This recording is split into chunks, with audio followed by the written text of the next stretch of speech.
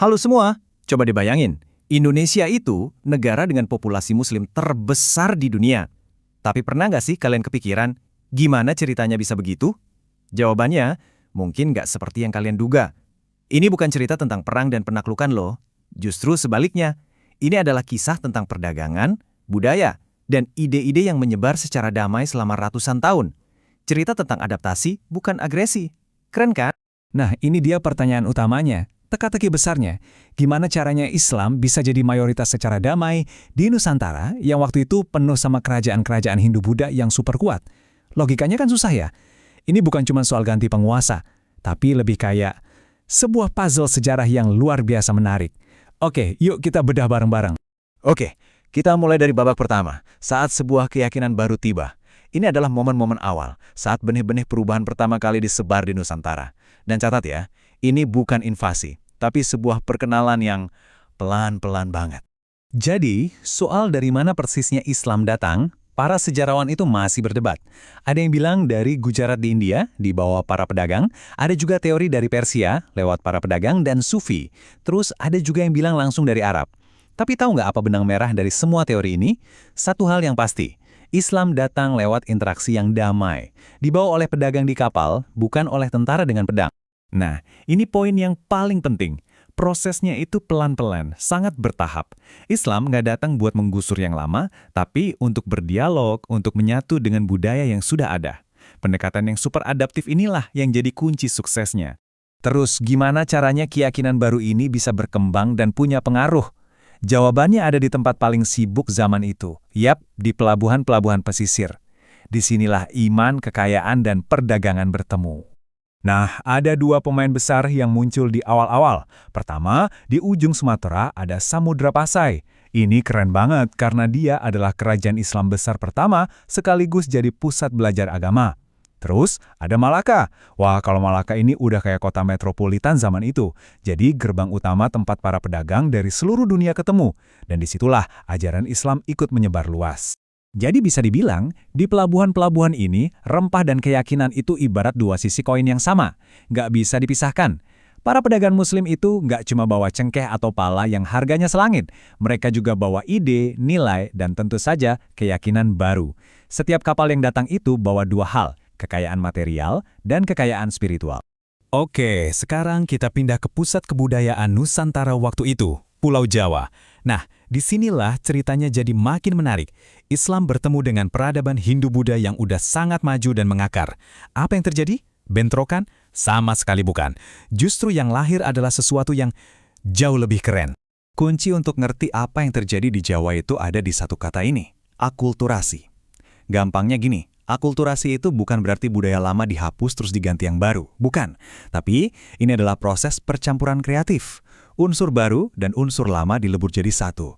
Dan hasilnya sesuatu yang benar-benar unik. Siapa otaknya di balik proses akulturasi yang jenius ini? Ya, Wali Songo. 9 wali ini pendekatannya luar biasa cerdas. Mereka nggak datang terus bilang, budaya kalian yang lama salah, buang semua. Nggak gitu. Malah sebaliknya, mereka pakai media yang udah dicintai banget sama orang Jawa. Kayak wayang, musik gamelan, sastra, buat menyampaikan ajaran Islam. Pesan barunya dibungkus pakai kemasan lama yang sudah familiar. Cerdas banget kan? Mau lihat bukti paling nyata? Coba deh lihat arsitektur masjid-masjid kuno di Jawa. Bentuknya nggak kayak masjid di Timur Tengah. Atapnya malah bertingkat-tingkat, mirip atap Meru di Candi Hindu. Gerbangnya juga masih mirip gerbang pura. Ini benar-benar kayak dialog budaya yang diukir jadi batu dan bangunan. Kutipan ini benar-benar menangkap inti dari semuanya. Jadi ini bukan soal menghancurkan, tapi soal melanjutkan. Semangat, keindahan, dan filosofi lokal itu nggak dibuang, tapi justru diangkat dan diberi makna baru dalam bingkai keyakinan yang baru. Yuk, sekarang kita berlayar lebih jauh lagi ke timur, ke Kepulauan Maluku, yang saat itu jadi pusat perhatian dunia. Kenapa? Karena disinilah harta karun paling dicari berada, rempah-rempah. Dan kontrol atas perdagangan ini melahirkan kesultanan-kesultanan yang super kaya dan kuat. Kita bicara soal Ternate, Tidore, dan Goa Talo di Makassar. Jangan bayangkan mereka ini kerajaan kecil di antah berantah ya. Mereka ini pusat kekuatan ekonomi dunia. Bayangin aja, mereka ini kayak OPEC-nya rempah-rempah. Merekalah yang mengontrol pasokan cengkeh dan pala, komoditas paling mahal di dunia saat itu. Nah, persaingan antara Ternate dan Tidore ini legendaris banget. Dan ini bukan cuma berantem antar tetangga loh, ini udah skala global. Ternate bersekutu sama Portugis, sementara Tidore gandeng Spanyol. Jadi ini semacam perang proksi antara dua kekuatan besar Eropa. Demi apa? Demi menguasai emas hijau dunia, cengkeh dan pala. Terus ada lagi Goatalo di Makassar. Wah, mereka ini benar-benar penguasa lautan. Para pelautnya jago-jago banget. Dari sinilah kapal pinisi yang terkenal itu lahir. Dan mereka bukan cuma pedagang biasa. Mereka ini pejuang yang gigih melawan monopoli Eropa. Pelabuhan Makassar itu ibarat zona perdagangan bebas. Tempat semua orang bisa berdagang dengan adil. Keren banget! Oke, setelah perjalanan panjang ini, sekarang kita tarik semuanya ke masa kini. Pertanyaannya, apakah cerita ini cuma ada di buku sejarah? Tentu tidak. Kisah ratusan tahun ini masih hidup dan terus membentuk Indonesia yang kita kenal sekarang. Warisannya itu ada di sekitar kita loh kalau kita jeli melihatnya. Coba perhatikan arsitektur masjid-masjid tua. Lihat peninggalan aksara Jawi atau upacara adat di berbagai daerah. Sampai kesenian kayak tari saman yang penuh semangat itu. Semuanya adalah jejak nyata dari proses akulturasi yang tadi kita bahas.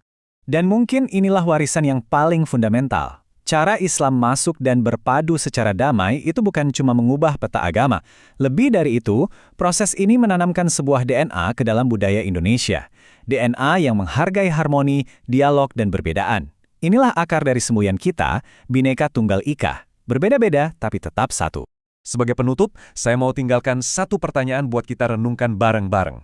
Di zaman sekarang, di mana dunia sering banget terpecah belah karena perbedaan, kira-kira apa ya pelajaran yang bisa kita ambil dari kisah perpaduan budaya Nusantara yang usianya sudah 500 tahun ini? Sebuah bukti nyata bahwa pertemuan dua peradaban itu nggak harus berakhir dengan konflik, tapi justru bisa melahirkan sesuatu yang baru, yang indah, dan memperkaya kita semua.